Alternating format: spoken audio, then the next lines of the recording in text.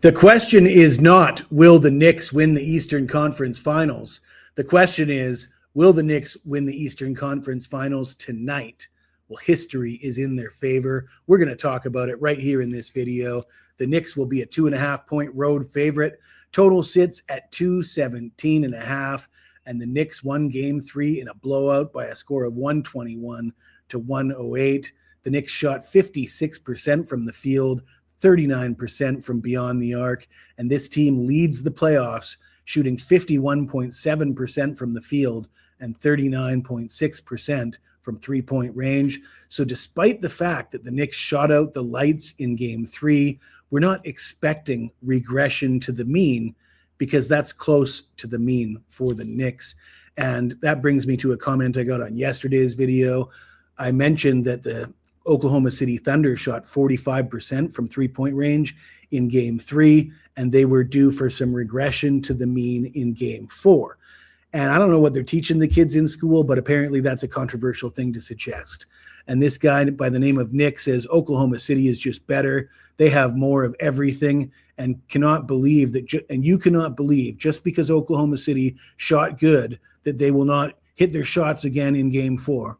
Well, that's not what I said. I said regression to the mean. And again, it's not a sure thing that regression will happen in the very next game.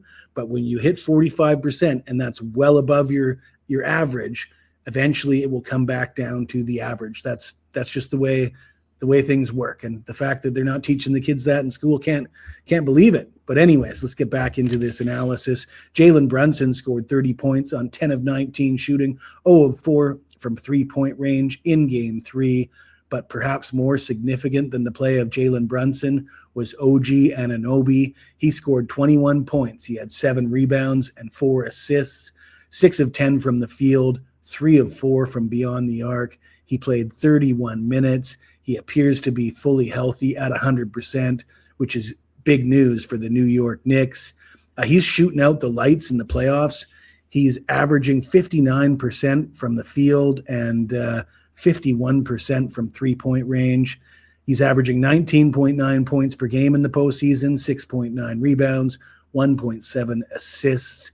And his points and rebounds number for Game 4 sits at 20.5. And you better believe we're going to hit that because OG Anunoby appears to be healthy. He's nailing his shots. There's no reason for him to take any fewer shots. In fact, he should probably take a few more shots. And we'll take that OG Anunoby prop points and rebounds. I think the only team that can beat the New York Knicks tonight is the New York Knicks. I don't think Cleveland can beat the Knicks in this game unless the Knicks just come out and lay an egg. The Knicks are 5-0 against the spread in their last 5 overall. They're 5-1 straight up in their last 6 versus the Cavs. The under is 7-2 in the Knicks' last 9 at Cleveland. We're going to talk about the Cavs, but before we do, I got to tell you about a few promotions we have available at Wager Talk, and let's get it started with the big one.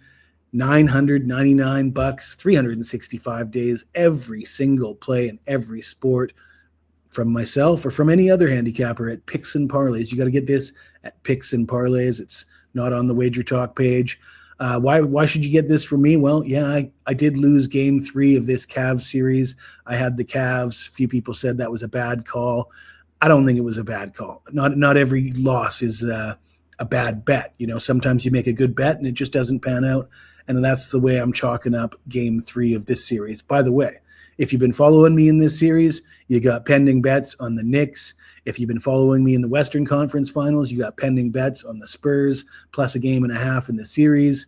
So, we had a rocky weekend, we had a rocky Saturday. Sunday was phenomenal. We swept on Sunday. So we're right back at it. And no need to be discouraged. No need to be a negative Nelly like some of the people in the comments yesterday. If you're not following me on Twitter, you should be at Jesse Schule. Check out the pinned tweet. This gives you a long sample size, a long history dating back over a decade of some of my big wins in the NBA Finals. Check that out. But let's get back into this analysis. Let's talk about the Cleveland Cavaliers. Before Game 3, 73% of NBA teams down 0-2, heading home for game 3, covered in the first half. And that percentage has taken a hit because the Cavs didn't come anywhere close. Like I say, I still believe it was the right bet. But Cleveland shot 50% from the field, 29% from three-point range in that game. But they only scored a dozen points at the free throw line. And I can remember my analysis for game 1. I talked an awful lot about Cleveland's free throws in the previous series. Somebody said to me, what the hell does that matter? Well, it matters when they stop getting them. That was the point. When they're not getting them, when they're not getting those free throw attempts, they're no longer a competitive team, and we're starting to see that. Donovan Mitchell, 23 points on 9 of 21 from the field, 3 of 10 from beyond the arc. Big game, James Harden. He's taken a lot of heat in this series. Harden, he scored 19 points on 8 of 15 shooting. He was just 1 of 7 from beyond the arc. And like I said, he wasn't rewarded with frequent trips to the free throw line. Cleveland trailed by 10 after the first quarter in game 3. They trailed by 14 at halftime. And history does not favor Cleveland to come back and win a game in this series. Teams down 0-3 in an NBA playoff series. All time, 0-161. 161 times it's happened. Not one team has come back to win the series. Everybody's well aware of that statistic. The Cleveland Cavaliers are well aware of that statistic. They didn't show any fight or any heart in game 3, so it's hard to have any faith in them coming back in game 4. However, for those of you who do like Cleveland, you definitely want to play them for the first quarter or the first half and not for the full game. I could see the Knicks sort of coming in here nonchalant early, taking it easy and trying to come back and take care of business in the second half.